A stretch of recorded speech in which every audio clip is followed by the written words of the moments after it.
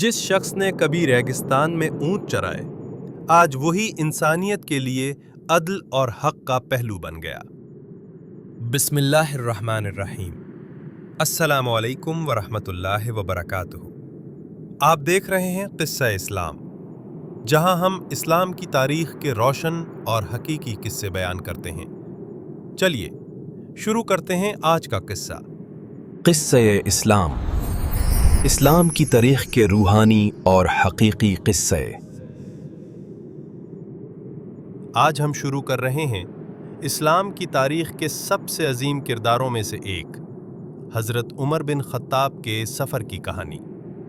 कहानी की शुरुआत होती है इस्लाम के उस दौर से जब मुसलमान अपनी ताकत, इंसाफ और इत्तेहाद के लिए पहचाने जाते थे। साल था 23 हिजरी।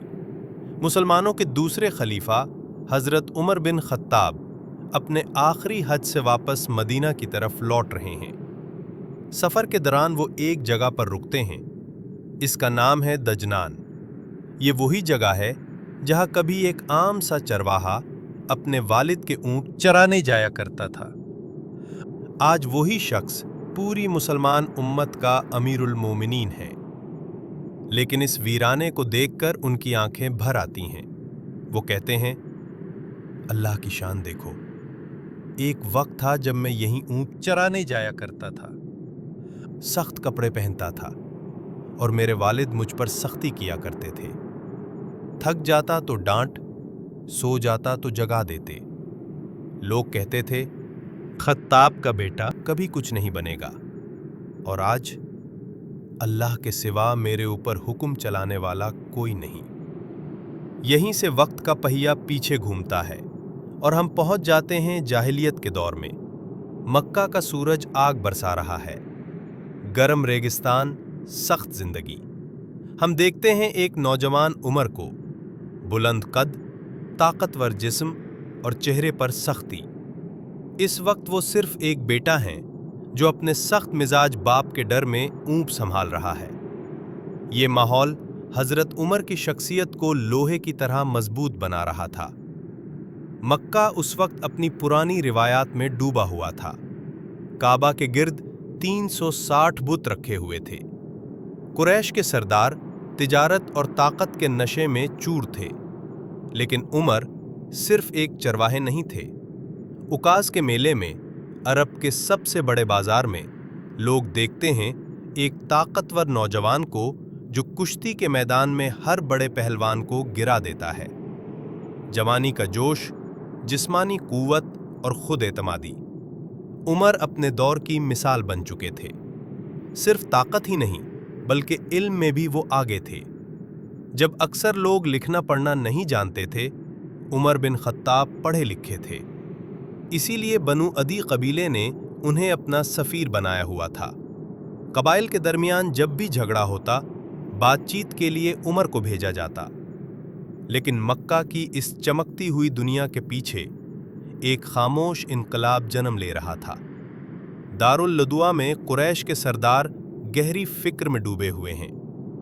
शहर में खबर फैल चुकी है कि मोहम्मद सल्लल्लाहु अलैहि वसल्लम ने अल्लाह का पैगाम पेश करना शुरू कर दिया है।